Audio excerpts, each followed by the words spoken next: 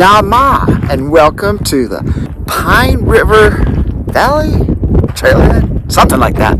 Welcome to this week's vlog. Just finished a 5-mile run up here. Absolutely stunningly beautiful. Just trying to lay a foundation here for our high mountain peaks, and lots of tons of fun up in these beautiful San Juan Mountains in the summer. Dewa is racing this weekend at Grand Junction for the league championships. However, I think I'm going to take a break from the carbon footprint and stay here and teach you guys a very important teaching, the bandhas. Yeah, the bandhas. I hope you are doing well. Thank you for supporting the channel. Testing. You guys in there? YouTube? Okay, we're going to go meet the St. Columba kids for mountain bike camp, and surprise guest will be Brody waiting for them up at the dump jumps. Let's go.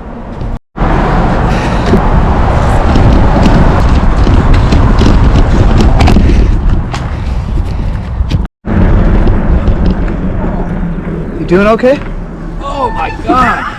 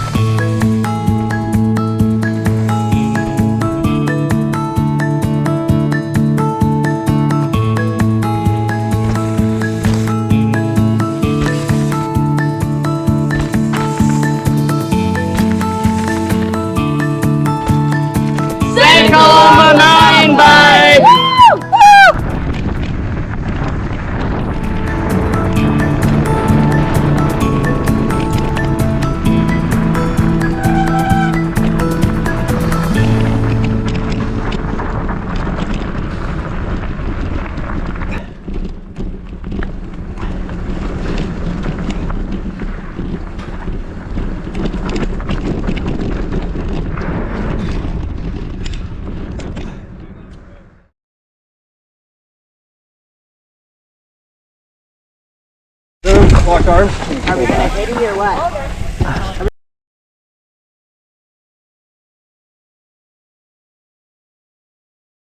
We're gonna hit it, Oh, yes. Nobody saw that. No. Okay, Luca. Like, bring your butt back through with it. Okay. Alright. Can you break on the air? So just keep your arms locked and just go straight back. Oh, Luca, get down. Did you lock my body? Like I don't. Yeah, I always pull the arms in. Okay. Oh, I never committed to the stoppie. You can't put the arms in. Yeah. Yeah, even on riding wheelies and stuff too, I usually try to do that. So you just come straight back. Yeah. Okay. I get it. It's just like a roll backwards. Yeah. Oh, yeah. Nama. The bandhas. The bandha, as a word, it means to bind, to lock, to seal. There are three main bandhas in the yogic tradition, and why they are important is beyond words. Okay, Western model, muscle, oxygen, nerves. That's as good of an engine as you're going to get. In the yogic system, the Eastern, it is the pranic, or the prana, the innate, and the chakra systems. This is a much superior engine, operating system, if you will, than the muscle oxygen nerve system.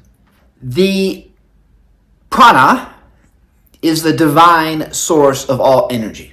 It is immeasurable. There's nothing more powerful than prana. So in the yogic system, everything is designed to amplify the prana, but first you have to condition the channel, the conduit of the prana. Otherwise, big time overheating. So that is why all the breathing, the pranayams, prana, yama, means to extend the prana, extending the life force. The way that you start to cultivate pranic amplification, let alone direction, orchestration, development, is you have to seal the deal within. Meaning you have to contain the prana before cultivating, working it, and amplifying it. So the workshop is at the root of the spine to basically the nose. Bandhas, there's three main ones in the body. One at the throat, Jaladhara, and one in the solar plexus, the belly. That is Uddiyanna. That means Uddiyanna means flying upward. And then Mula is root, Mula Bandha. So out of the three, the one that requires perhaps the most training long-term is Mula Bandha, the root lock. And as a personal story, I can attest that the training may take lifetimes. I will share this with you. When I was a little lad of 11, 12 years old, I would be riding chairlifts. My dad or my mom or a friend would give me a ride up to our ski hill, Purgatory, and I would ski, as long as the lifts were open. Blizzards, all the better because there'd be less people, even though at that time there wasn't that many people there. I recall intuitively working Mula Bandha, the root lock, which is in the perineum, instinctively. I didn't know intellectually anything about Mula Bandha or yoga or anything. And yet I was doing this relatively complex muscle contraction, I feel, left over from my work as a yogi lifetimes ago. Regardless, the root lock we'll start with Mula Bandha, because in holistic fitness, my coaching, we always go from the ground up, earth up, I should say. And so the one closest to earth, our beautiful earth, is Mula Bandha, the root lock. So you can pause the vlog here. I'm going to put up the muscles that you're training.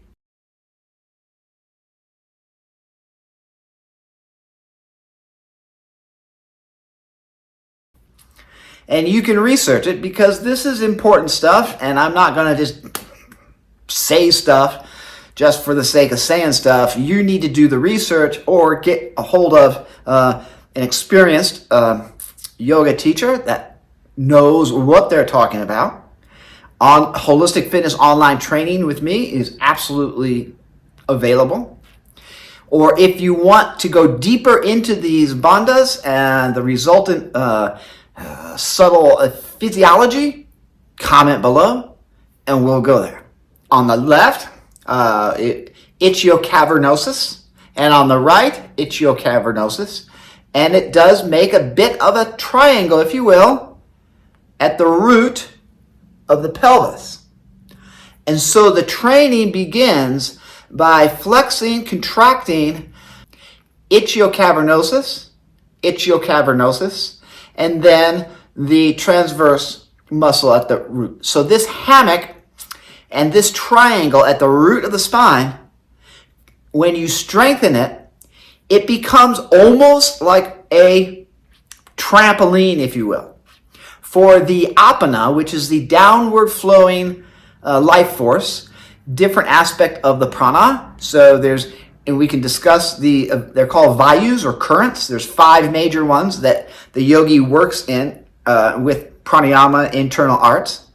So there's the apana, which is a downward flowing life force.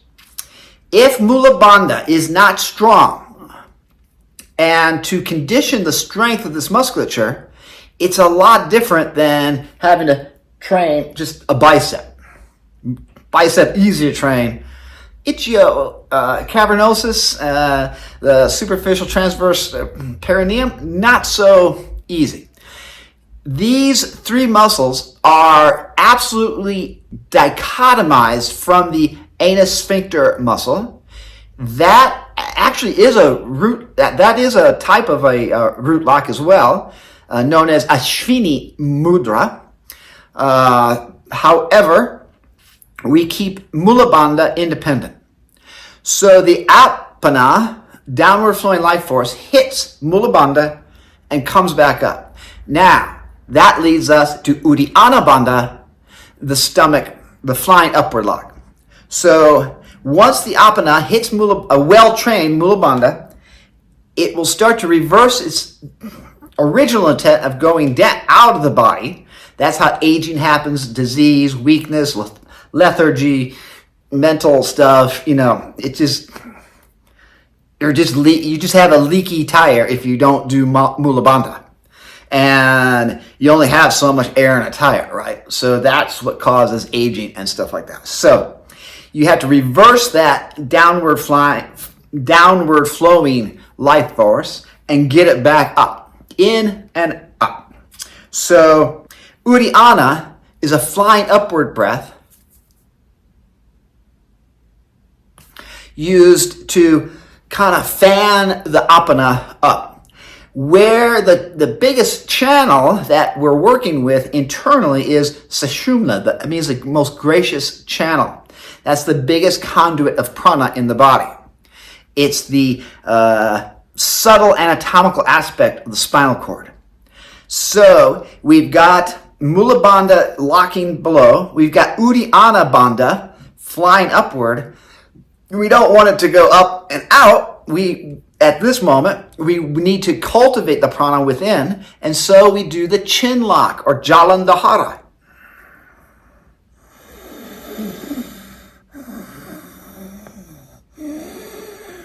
So it's not just dropping the chin. You lengthen the back of the neck, and then you kind of pivot the earlobes back in line with the shoulders.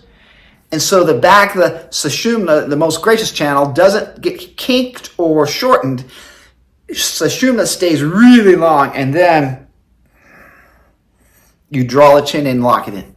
Now some, of course, yoga asanas, those of you that do the yoga postures, asanas, Jalandhara is the easiest of the asanas to become activated by. Think here of a shoulder stand in particular, Sharinganasana, all parts pose. That's what shoulder stand means, because it literally influences all aspects of this internal pranic combustion energetic system.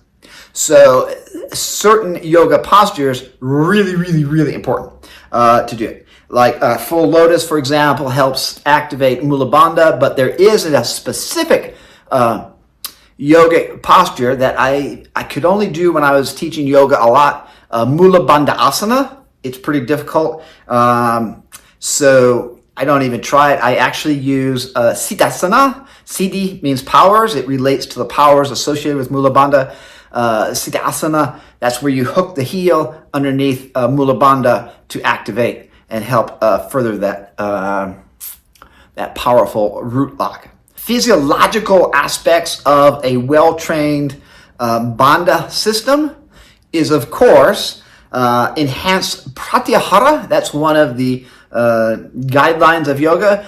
It means turning the senses inward. So once you have your locks engaged, it's much easier and quite beautiful to draw the mental facilities within and start doing the pranayama work, the work of your internal energy system. So without this work, of course, dis-ease, illness, weakness of mind, emotional fragility and stuff, it's all aspects of not having the locks working toward a superior conditioning. And I often feel like, and especially when I was a climber, I would actually just move Mula Bandha up the route. I still do this. Did it this morning. Dewa was racing up in Grand Junction. She had a race, and I was in a climbing gym, and I did a first ascent on the kilter board. And while working on that first ascent for her, I was working Mula Bandha and thinking, I often just think of, how do I move Mula Bandha up this wall? Because when you work from Mula Bandha, you're working from your center. And a lot of athletes and stuff, they don't work from their center. So Mula Bandha, just the Bandha practice in general, will really help center an athlete. And of course, hopefully, as I've demonstrated, still winning overall series title championships and races I'm 62 this month. And it's pretty apparent that the yogic pranic system, far superior energy system than the muscle and oxygen neural system, for sure. That gets pretty torn, tattered, and frayed within a few decades. I hear athletes 30 years old complain about how old they are. Like, wow, I'm double that old. And there's still so much inward potential when I'm working within that I know that age is not a big thing here, chronological age. So I hope I've done an okay job describing the three main bandhas that are available for you they're waiting for you to work on, cultivate, and become empowered by. So comment below, ask questions, and because it is a tempo teaching, I don't know in general public format how much I can answer, but I'll always do my best to help you along your journey. And of course, holistic fitness online training, consultation, just have me in your corner, for example, guiding, suggesting, and become a teammate where the real competition is. And the real competition has always been and always will be winning the human race. They don't call it a human race for nothing. The race is toward enlightenment. And the enlightened ones have left a very solid blueprint for us to follow. So, get to work together. All right. May the bandhas be with you, strong and mighty. And may your pranic saturation amplify. And may we turn this inner work on ourselves outward for the benefit of all beings in all realms. Thanks for supporting. Make sure you're subscribed, hit like, comment, and this channel will go higher. As Dewa gets older, I'll try to impart more and more of my teachings over these decades so that when your feeble ilg has hopefully gone off to a higher plane, the blueprint is here. Okay. Love. Namaste.